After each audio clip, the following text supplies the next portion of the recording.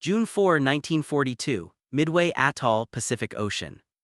Commander Mitsuo Fuchida, the Imperial Japanese Navy's ace tactician, stood on the bridge of the carrier Akagi, smirking as he watched his Zero fighters shred American planes over Midway. The Japanese had dismissed the U.S. Navy's SBD Dauntless dive bombers as slow, clumsy relics, barely capable of hitting a barn door. Fuchida's plan was flawless. 108 Zeros, 36 Vals, and 36 Kates would obliterate Midway's defenses, paving the way for 4 carriers to crush the American fleet. But at 10:22 a.m., as his Zeros chased slower American fighters, a squadron of 30 Dauntlesses from the USS Enterprise, led by Lieutenant Commander Wade McCluskey, dove from 19,000 feet. Their 1,000-pound bombs plunged through the Kaga's deck, igniting fuel and ammo in a fireball that killed 800 men. Minutes later, 17 Dauntlesses from the USS Yorktown struck the Soryu, sending it to the depths with 718 crew. Fuchida, watching Akagi erupt in flames from his own bomb hit, muttered, "How did those clunkers do this?" The Dauntless, mocked as a flying coffin, sank 3 Japanese carriers in 5 minutes, turning Japan's naval supremacy into a smoking ruin and proving American grit and innovation could outmatch the Zero's elegance. The mockery, Japan's overconfidence. By mid-1942, Japan ruled the Pacific. Pearl Harbor's success on December 7, 1941 had sunk or damaged 18 U.S. ships, killing 2,403 Americans, while Japan lost just 29 planes. The Zero, with its 331 mph speed and 12.7 guns, outclassed every American fighter. Japanese pilots trained for years boasted 1,000 hours of flight time, mocking U.S. pilots with 200 hours as amateurs. The SBD Dauntless, introduced in 1940 by Douglas Aircraft, was a target of laughter. With a top speed of 255 mph, half the Zeros, and a bulky design, Japanese Admiral Isoroku Yamamoto called it a pregnant turtle. Its 1000 HP Wright R1820 engine and fixed landing gear seemed obsolete against Japan's sleek A6M Zeros and D3A Vals. Fuchida, planning Midway, assumed American carriers would flee after losing Midway's airbase. His 261-plane strike force launched at 4:30 a.m., aimed to destroy the atoll's 26 SBDs and 20 Buffaloes, leaving the U.S. fleet vulnerable. The Japanese miscalculated. U.S. codebreakers led by Joseph Rochefort decrypted JN-25 messages, revealing Midway as the target. Admiral Chester Nimitz, commanding 3 carriers Enterprise Hornet Yorktown, positioned his fleet 200 miles northeast, hidden by weather. The Yorktown repaired in 48 hours after Coral Sea damage, joined with 75 SBDs. Japanese scouts missed them, reporting no carriers. Fuchida's Zeros, escorting the first wave, left the carriers undefended, expecting no counterattack from inferior American planes. The turnaround, Dauntlesses strike back. At 7:00 a.m., Japanese bombs hit Midway, destroying hangars but missing most planes. U.S. Marine SBDs and TBF Avengers counterattacked, losing 15 planes to Zeros. Fuchida, confident, ordered a second strike. But at 10:20 a.m., McCluskey's 30 Dauntlesses, low on fuel after searching, spotted the Japanese carriers. The Kaga, Akagi, Soryu, and Huryu were refueling, decks packed with planes, fuel lines exposed.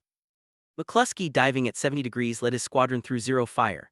Ensign George Gay, in a TBD Devastator, watched from the water after his plane was shot down. They came out of the sun like angels of death. A 1,000-pound bomb from Lieutenant Dick Best hit Akaga's elevator, sparking a chain reaction. Lieutenant J.G. Norman Dusty Kless's bomb sank Kaga. The Yorktown's SBDs, led by Lieutenant Commander Maxwell Leslie, hit Soryu with 3 bombs, dooming it. In 5 minutes, 3 carriers, 108,000 tons of steel, were ablaze, killing 3,057 Japanese sailors. The Huryu launched a counterstrike, damaging Yorktown, but 24 Dauntlesses from Enterprise and Hornet found it at 5:00 p.m. Lieutenant John Powers, diving through flak, crashed into Huryu after releasing his bomb, which ignited its hangar. By 6:00 p.m., all 4 carriers were sinking. Japan lost 322 planes, the U.S. lost 150, including 36 SBDs.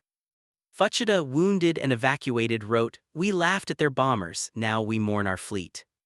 The technology, Dauntless's hidden edge. The SBD Dauntless wasn't glamorous, but it was deadly. Its perforated dive brakes allowed 240 mph dive ease, stabilizing aim for 1,000-pound bombs with a 50-foot accuracy, double the Val's 100-foot spread. The R1820 engine, though slow, offered 200 HP reliability, outlasting Japan's 1000 HP Saki engines. Each SBD carried 2.50 caliber machine guns and a rear 30 caliber gun, giving it a fighting chance against Zeros. The US produced 5,936 Dauntlesses by 1943 versus Japan's 1,489 Vals. Douglas's El Segundo plant churned out 300 monthly, supported by 2 million barrels of oil versus Japan's 30 million annually. The Dauntless's real strength was its crews. Pilots trained 300 hours, gunners 200 versus Japan's 1,500, but US simulators emphasized dive bombing precision. Rear gunners like aviation radioman John Liska shot down 4 zeros over Kaga. The plane's 1,515-pound bomb load, twice the Val's 550 pounds, delivered devastating payloads.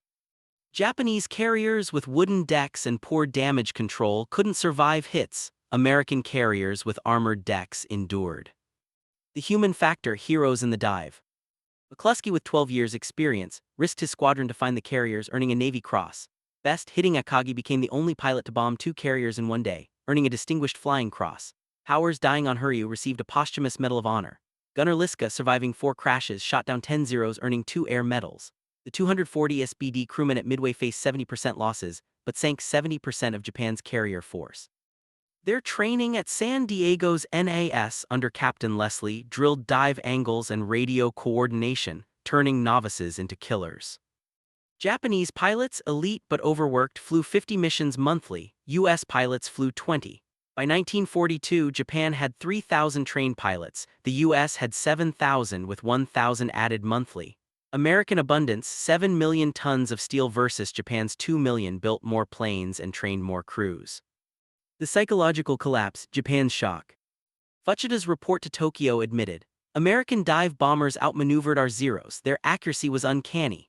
Yamamoto, watching his 4-1 carrier advantage evaporate, ordered a retreat, losing 3,057 men to America's 307. Japanese pilots, once cocky, grew cautious. A captured Zero pilot told interrogators, their slow planes hit us where we couldn't hide.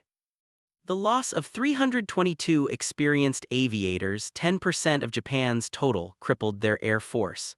By August 1942, Zero production lagged at 400 monthly versus 1,000 American planes. The US press hailed Midway as the miracle at sea, but the Dauntless's role was downplayed. Time magazine credited fighters. The New York Times ignored SBD crews. Black newspapers like the Pittsburgh Courier praised the victories. Diversity: Hawaiian black and white gunners fought together. Japanese morale sank. Admiral Chuichi Nagumo, Akaga's commander, resigned in disgrace. Legacy: the dive that won the war. The Dauntless sank 14 Japanese ships by 1945, including 6 carriers, earning the nickname Slow but Deadly. At Guadalcanal, August 1942, SBDs destroyed 20 ships. By 1944, 1,200 Dauntlesses supported every major Pacific landing. Post-war, its dive-bombing tactics influenced the A-1 Skyraider. Japan's Navy never recovered. By 1945, only 10 carriers remained, versus America's 99. McCluskey, retiring in 1956, said, "We proved the Dauntless was no joke." Fuchida, converted to Christianity post-war, wrote in 1952, "Midway taught us America's strength wasn't just steel, it was spirit." In 2011, the National Museum of Naval Aviation honored Midway's SBD crews with exhibit. The Dauntless, mocked by Japan, became the Pacific's deadliest weapon, proving that underestimated technology wielded with skill could change history.